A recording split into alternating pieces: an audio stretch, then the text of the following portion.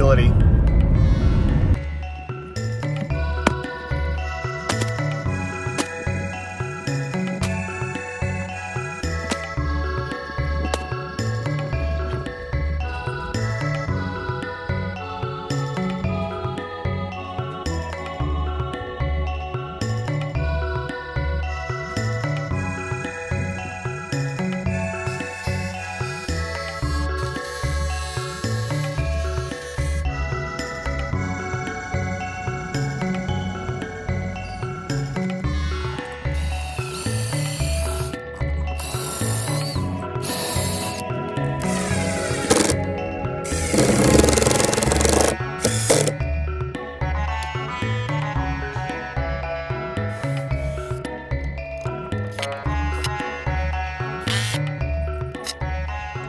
Well, if you don't look too closely at it, it's actually a rectangle.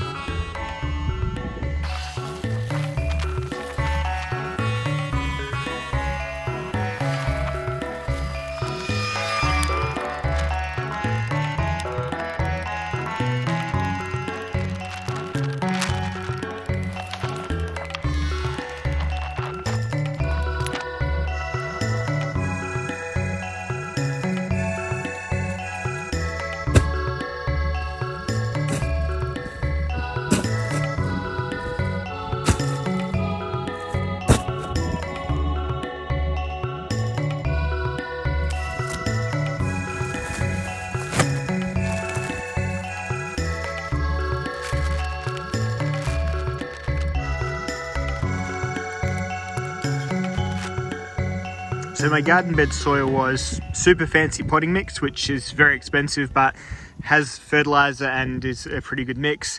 And then I got some really cheap azalea mix, which is good for potatoes because azalea mix is slightly acidic and potatoes like acidic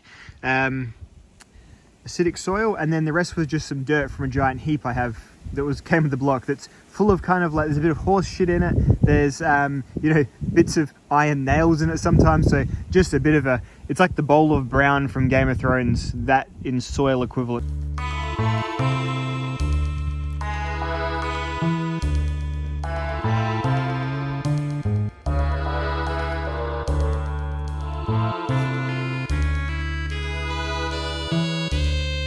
So I chucked some of that in there as well. And then I've gone and put some, you can sort of see, just some slow release fertilizer. And then I soaked in a crap load of sea salt as well. So that's probably about the most nutrient rich soil on the block at the moment by about 500%. Cool, so this is the bed now. I've planted chilies on either end, so I can purely just use the chili once they start flowering and growing fruit to smear on the plants that I don't want pests to eat. And then there's about 5 rows of 3 potatoes planted all along there. So sorry I couldn't film me doing this because this insane wind blew in and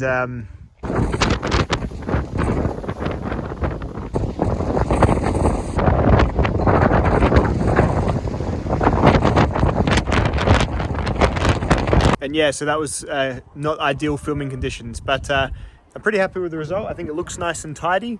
The beams held up to being filled with dirt, so... Alright, chicken update. All these new chickens, they're not really doing much apart from staying in here. The original 3, these girls here, I have a feeling that they're keeping these guys inside. I noticed that whenever one of these guys tries to go outside for too long, one of the lighter, older hens chases him back in. So...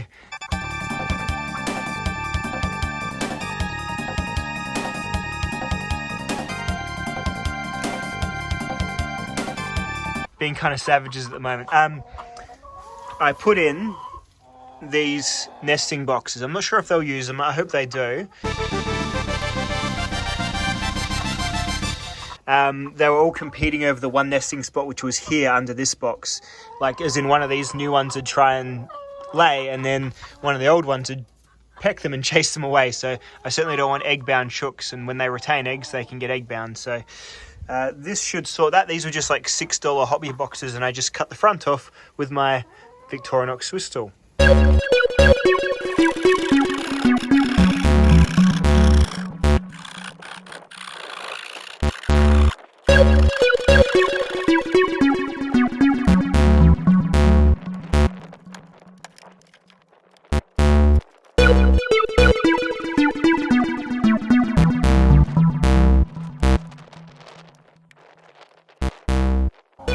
So whilst I would like them to go and play outside and scratch and do all that fun stuff, that'll happen, I'm sure. I've just got one of these auto feeders full of the pellets, which I'm thinking is going to be probably a good... What are you doing?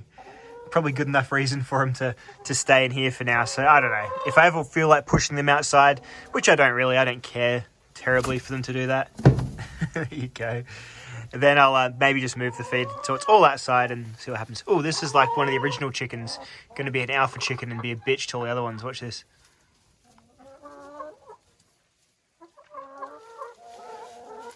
I could watch chickens all day. I just find it fascinating.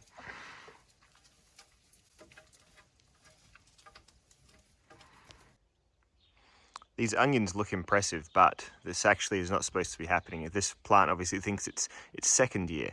Onions flower in their second year. And I've got these from like starter stock at my hardware store, which is not the best way to do it. You're supposed to grow onions from seed to stop this from happening, because it's spent all this energy on growing a nice big flower and not much energy on having a nice big bulb, which is the part that the humans like.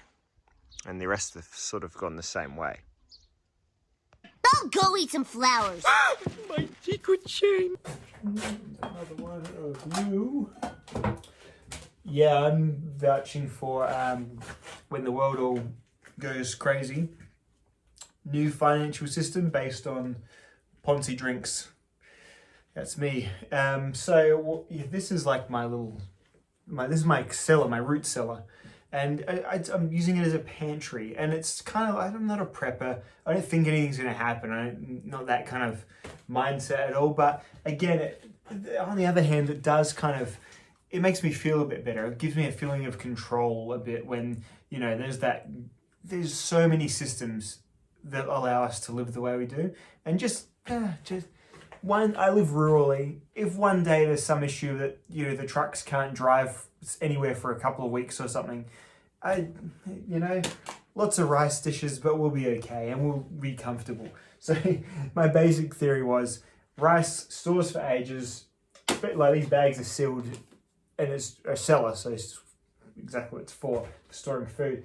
And so I've got rice, and then I've got just peas and corn, 4 bean mix, things like that.